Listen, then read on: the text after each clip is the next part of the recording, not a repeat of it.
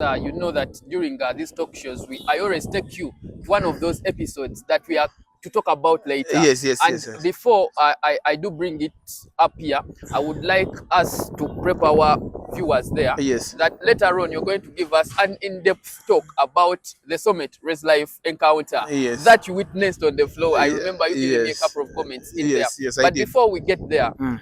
you have suggested something to do with Let's Pay for Yes, now yes, as we get into the better pay. Now, let me bring you an experience yes. about last year's Mm. finals. Yes, yes, City yes. Oilers Namongo Blazers, Yes. full capacity Full capacity. of the indoor court in Yes. arena.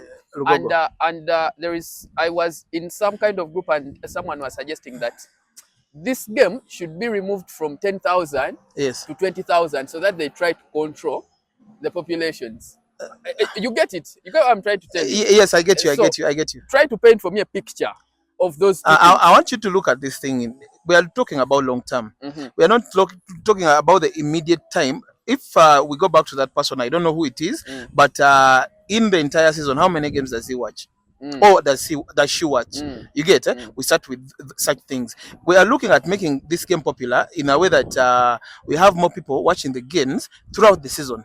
We're not just looking at the playoffs. You get, because the playoffs by default the excitement comes, but remember we want to make remember we have a product called basketball, and one of the stakeholders are the players. You get, and how do we look at benefiting besides the sponsorships and all the other things? Is making sure we have big turn-ups throughout the season. Yeah. You get, that's when even the conversation of, let me say, get collection sharing of incomes.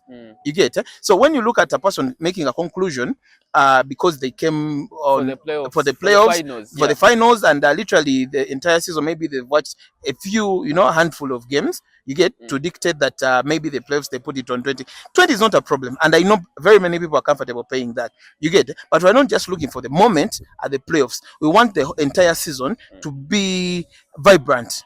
You get, so that idea is not bad, but it's just it is putting it in reference with the space we have, which is small, and that's the arena. The capacity of the arena is very small, so sometimes it feels like it's overpacked. And I've seen that.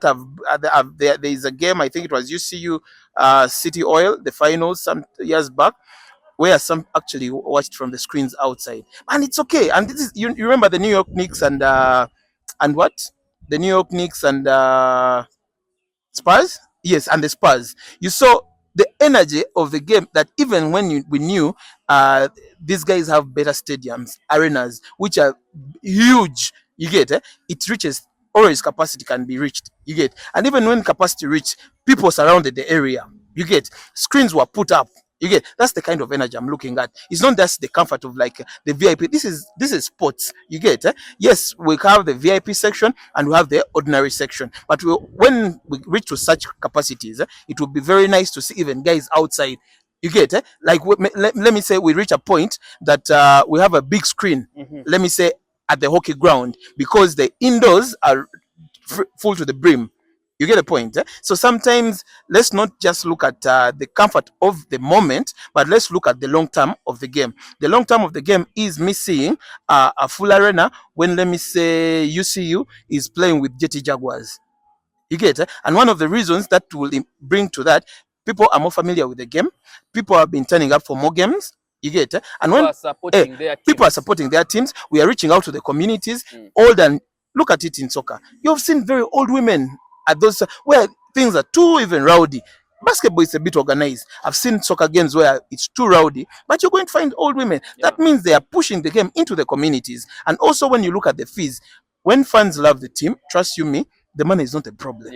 Because their happiness is seeing their teams thrive.